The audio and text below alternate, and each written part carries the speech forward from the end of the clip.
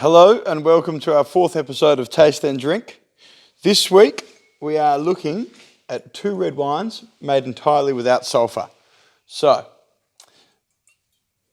there is no reason to look at both of these together unless you want to see the different styles that can come out of no sulphur wines. In terms of characteristics, they're both wildly different. So there's nothing that you can look alongside each other and look for minute differences because of a particular reason, other than they are wildly different wines, both from France, but the Jura and Southern Rhone are so incredibly different, but we will go through them right now. All right, let's get stuck in. So the reason we're looking at red wines without sulphur is it's quite a hot topic at the moment. Now, sulphur, people argue, has always been added to wine. Back when the Romans were making wine, they said they'd burn a candle underneath the terracotta pot before putting the wine in and sealing them up.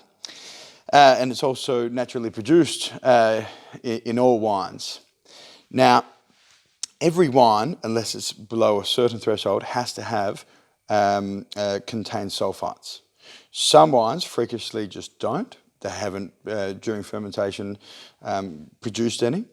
Then you've got wines where people purposely do not put any in at all.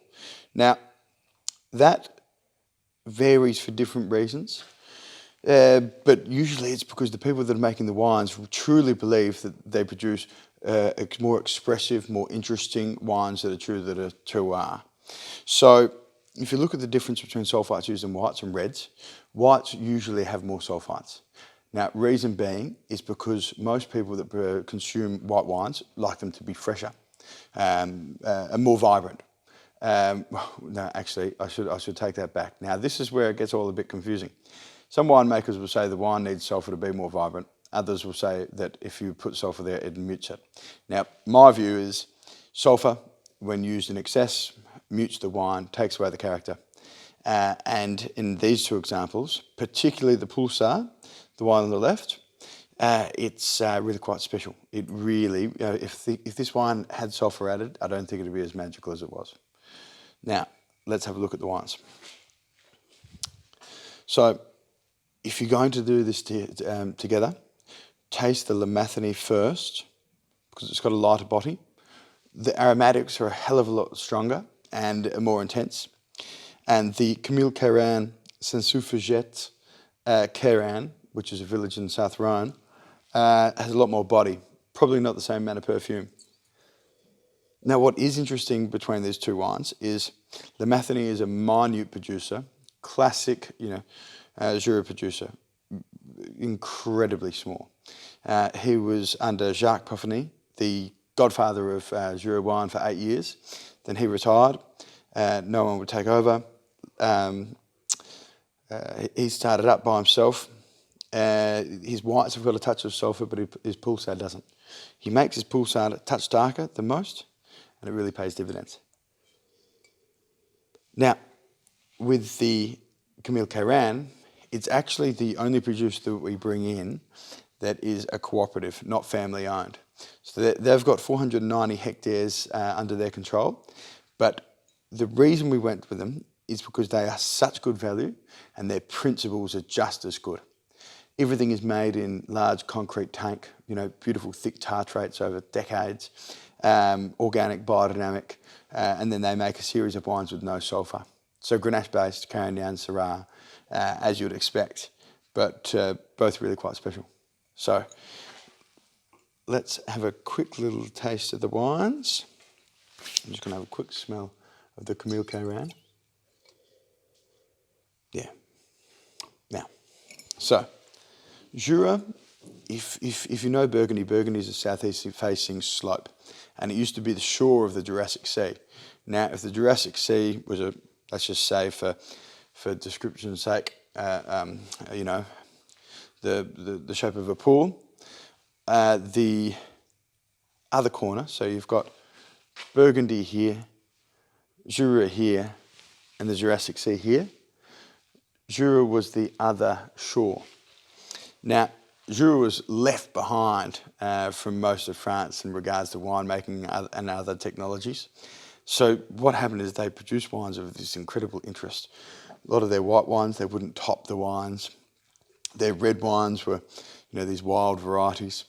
Now, this particular variety, Poulsard, named after little red berries from northern Jura, called Poules, it used to be the most planted grape variety in Jura. It's still the second most planted grape variety in Jura. And considering just how crazy and wild it is, it's actually quite amazing. Now, it's an incredibly thin-skinned, relatively large, oval-shaped grape, and it produces wines usually incredibly light.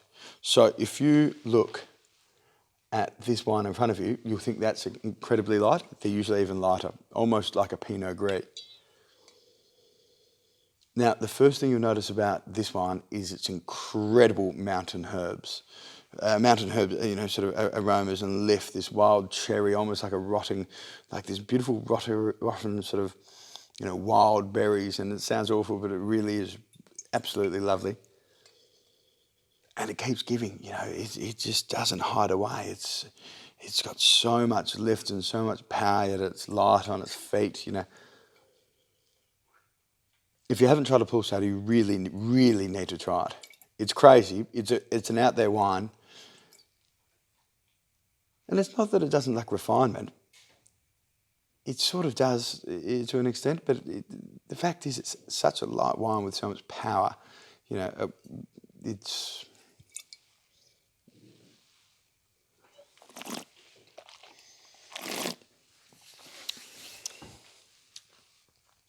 like a light Pinot on the body, very expressive. Lacks sort of the structure that you'll see in a Pinot Noir. But it still builds, still long, there's still everything there. Probably one of the great ways I like to explain Poulsard is it whispers, it whispers of mountain herbs and high alpine regions and fresh air, and really quite special. Now, let's look at the Camille Cairanne. So as I mentioned before, we were going down to the Southern Rhone, and I love Rhone wines with either made in large format wood or concrete vessels. That needs to preserve the freshness and the fine structure. Particularly Southern Rhone. Grenache doesn't do very well at all in oak or. Now, these guys,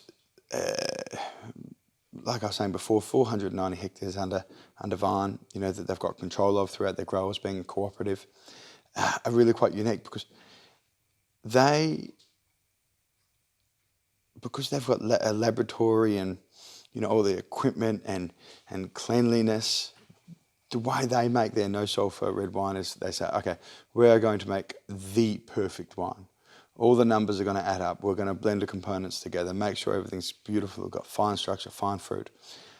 And that is how we're going to make a wine without sulfur, without it going off.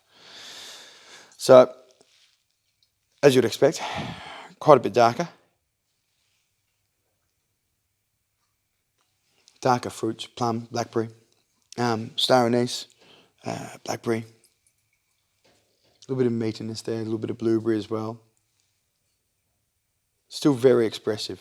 So the one thing you've got to take out from these wines is they're so expressive, almost overtly so. And that is a byproduct of no sulfur wines. They produce wines which are lifted and fragrant.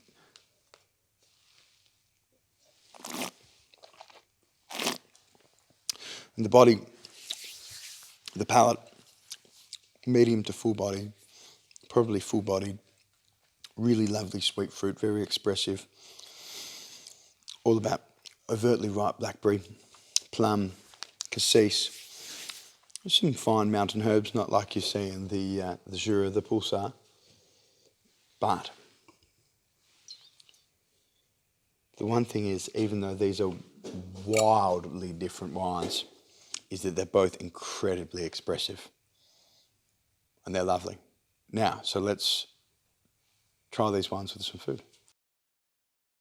Now, because these are wildly different wines, it was relatively hard to think of a couple of things to put together. Now, because I love the shop in the Ducock in the Adelaide Central Markets, I did think a couple of, a pork head press and a little rabbit and hazelnut little press would be a great little thing to try, particularly and probably will match with the Jura a little bit better, that sort of higher acidity in the fat. So if we go the rabbit and hazelnut first, we'll have a little sip of wine.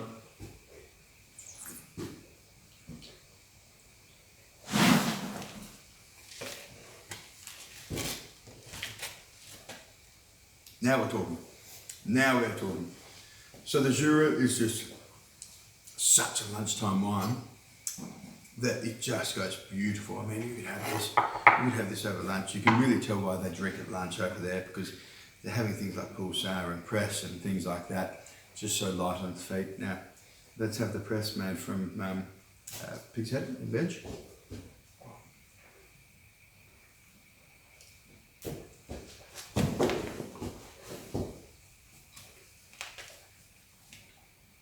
Not as much flavour, a little bit more of that gelatin, the mustard seeds on top. Light on its feet, I mean, it makes the wine even more drinkable, but I dare say the rabbit is probably a better combination. Now, really, what you need, a little bit of bread, a little bit of butter. So it feels like my quest these days is just to find the most expensive butter, and I think I finally found it. From the smelly cheese shop in the Adelaide Central Markets, from France.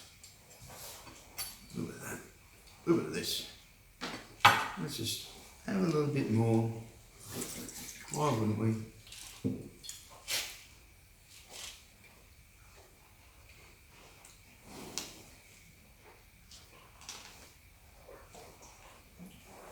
So good.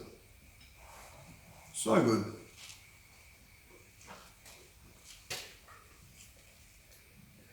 If you want to have something really nice, but you don't want to cook something up, and it's lunch or it's an afternoon tea, go get a really good baguette, get some brie, get some press, get something else, get some really nice butter, slap it all together, maybe a couple of bits of pickled veg, go get something like some Poulsard, and just have it. It does, like, fine food doesn't need to be that complex, because that is just.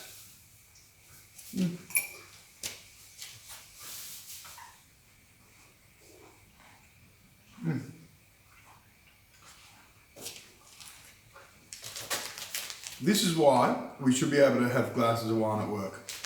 Everyone should be allowed to drink Poulsard, baguettes, terrines, rillettes, press at work, because all it's going to do is switch us on, clear the minds, help us think. Now, I'm not a doctor, but I'll try and live longer if that's the result. Beautiful. Now, so thinking about what we were going to cook tonight, I knew straight away that there wasn't going to be one dish that would work. So I had to think about a fresher sort of match for the Poulsard, and then I knew that the Sans Soufre, which means without the aid of sulfur, Cairanne from Camille Cairanne, was going to be relatively sort of sweet-fruited and full of body. So in a perfect world, I went hunting last week to get some ducks for this, but I think it rained about 1 metre on us in the space of 20 minutes. I was wearing my glasses. My friend Roop, ducks flew in, and he said, "Oh, Hersey." So I shot, and I think that was the moment when I missed by about 50 metres that he realised that when he looked across, and my glasses were covered in raindrops, that I couldn't see anything. So we did get 2, but they were last week. They're all gone. Then I thought kangaroo would go perfectly with this dish, because when we were actually down in the Southern Rhone, we stayed in Cairanne, and this restaurant actually, I've never seen a happier Frenchman in my life. He hopped over like a kangaroo because he had kangaroo on the menu, and it was really quite funny, and we had it with a Cairanne, a biodynamic Cairanne as well, and it just worked so well. However, what we've got tonight is a little bit of quail. Now, I've never cooked, well, this isn't actually a recipe. I just looked at a couple in the, you know, in the cookbooks, and I think we need a little bit of sweetness to go with it. So what we're going to do, a little bit of duck fat from the other night, put that in. Now straight away on a skewer, the quail, put that in. Now that's going to take quite a bit, so I've put it skinned down to give it a little bit of crispiness. But as soon as that's done, I'm just going to, with a little bit of hot stock, a little bit of hot chicken stock that we've got for in a moment, just get the rest of that duck fat off there. Now let's get the shallots and the garlic in there, and a little bit of butter as well, because I do think that we need a little bit more in there. Now keep that moving. Now the shallots are starting to burn already, so we need to think quick. A little bit of that. Woohoo! Now some figs from just down there, face down. Let's get some of that juice out.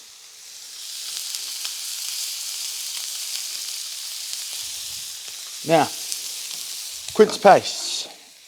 Instead of using water, we used our quinces and we used our rosé that we make. Chuck that in there. Beautiful. Now what we're going to do is we're just going to feed it a little bit of stock. And we're going to use a bit of the Cairanne. Nice. But what we'll do,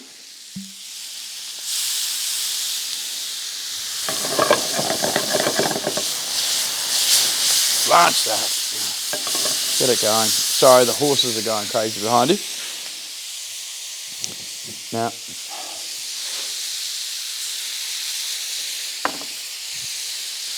we just let that reduce. So, I'll see you in a moment. So, let's have a little nibble.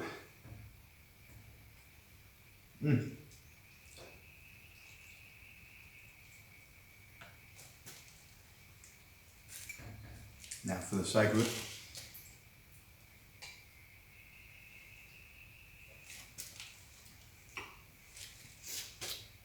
it just takes away from everything from the Poulsard, you know, and it leaves a little bit of the sort of the bitterness from the gameness of the quail and the sweetness of the sauce.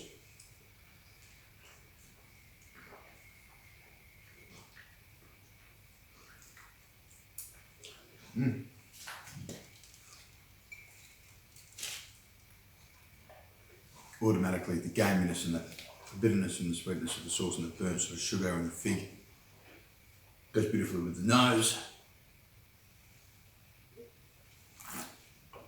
And it combats each other on the palate just beautifully.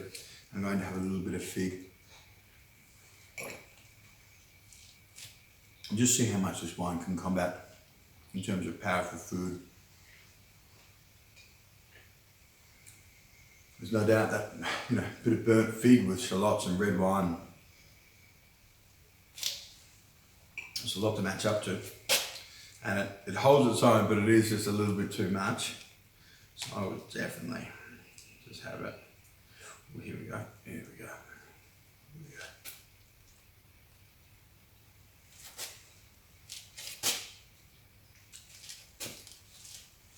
That's quite nice quail.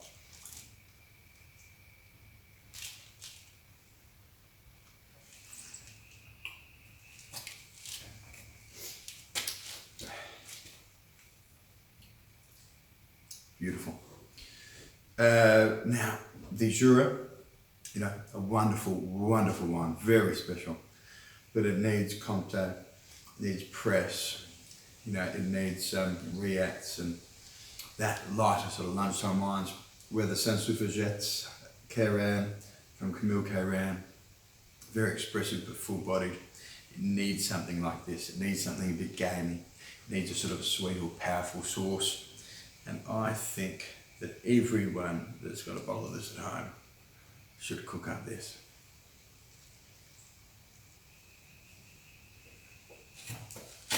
Because that's lovely.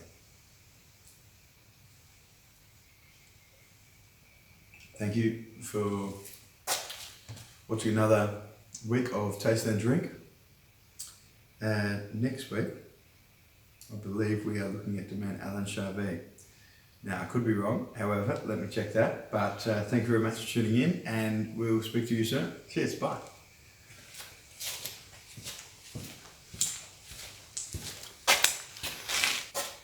So, let's have a little nibble.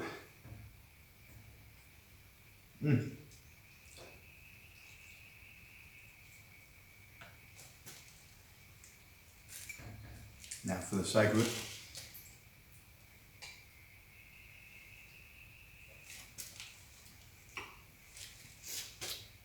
it just takes away from everything from the Poulsard, you know, and it leaves a little bit of the sort of the bitterness from the gameness of the quail and the sweetness of the sauce.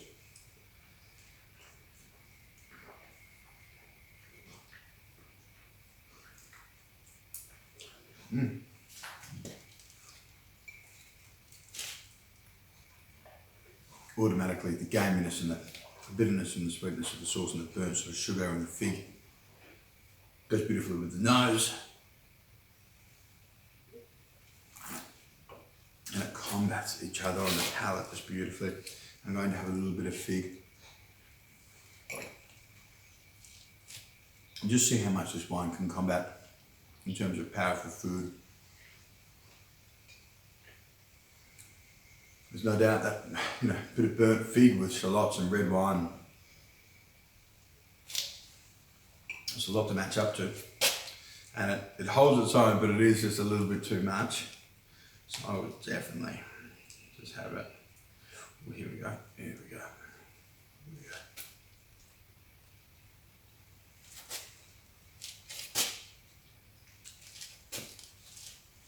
That's quite nice quail.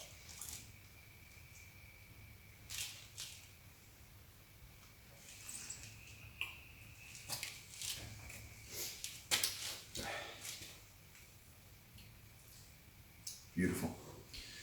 Now, the Jura, you know, a wonderful, wonderful wine, very special, but it needs contact, needs press, you know, it needs reacts and that lighter sort of lunchtime wines, where the Sans Soufre Cairanne from Camille Cairanne, very expressive but full-bodied. It needs something like this. It needs something a bit gamey. It needs a sort of a sweet or powerful sauce. And I think that everyone that's got a bottle of this at home should cook up this.